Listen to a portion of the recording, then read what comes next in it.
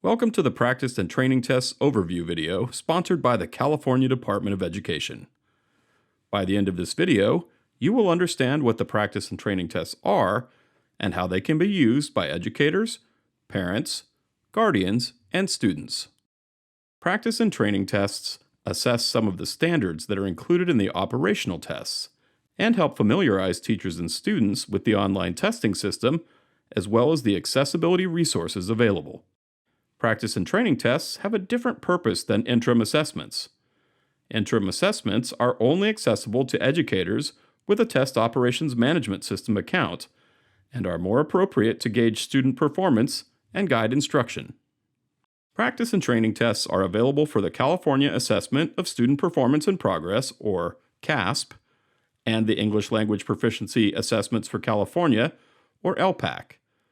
This includes the Smarter Balanced English Language Arts and Literacy, or ELA, and Mathematics Assessments, the California Science Test, or CAST, the California Alternate Assessments, or CAAs, for ELA, Mathematics, and Science, the California Spanish Assessment, or CSA, the ELPAC, and the Alternate ELPAC.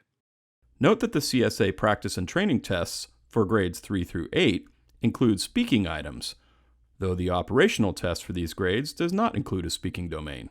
Practice and training tests can be accessed by educators, students, parents, guardians, and other guest users. There is no limit to the number of times users can access practice and training tests. There is only one form for each practice and training test, meaning that the questions do not change if a user takes the same test more than once.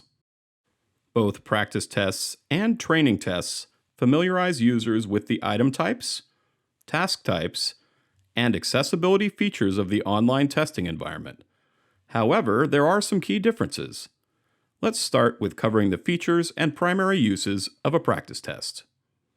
Practice tests mimic a full-length operational test, including performance tasks when applicable, and help students become familiar with the format and structure of a summative assessment. Note that the Smarter Balanced practice tests do not mimic the adjusted form blueprint and may be longer than the summative assessment that uses the adjusted form blueprint. Practice tests are available at the same grade levels, grade bands, or grade spans that are assessed for the operational version of each assessment.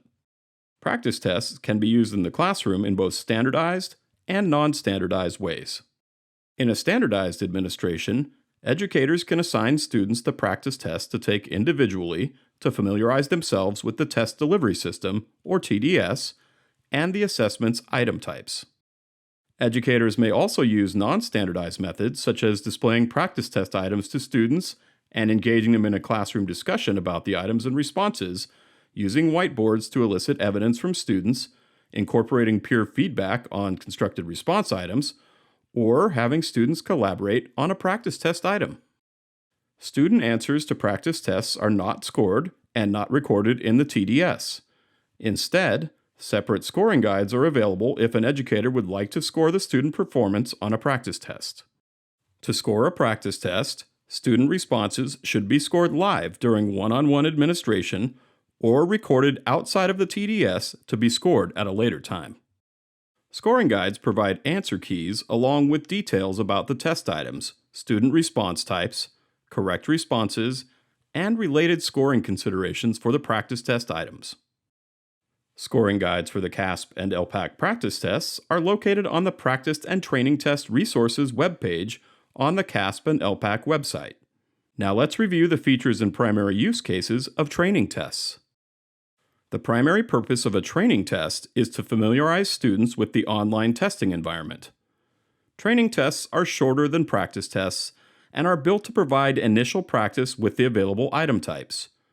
The training tests are especially useful in providing users with practice and exposure to accessibility resources. For CAASPP, each training test is between 8 and 11 items and is offered by grade bands, inclusive of all grades assessed for the operational assessments. Performance task items are not included in the training tests. For the ELPAC, the length of each training test varies by domain, while the alternate ELPAC has 6 questions on each test. Practice and training tests can be accessed through either a web browser or by using the secure browser. We recommend using the secure browser and having students log on with their statewide student identifier, since it will simulate the testing environment and allow students to complete a test over multiple sessions, if desired. To learn more about accessing the practice and training tests, refer to the Need Help Getting Started section of the Practice and Training Tests webpage on the CAASPP and ELPAC website. Thank you for watching the Online Practice and Training Tests overview video. For more information, visit the CAASPP and ELPAC website.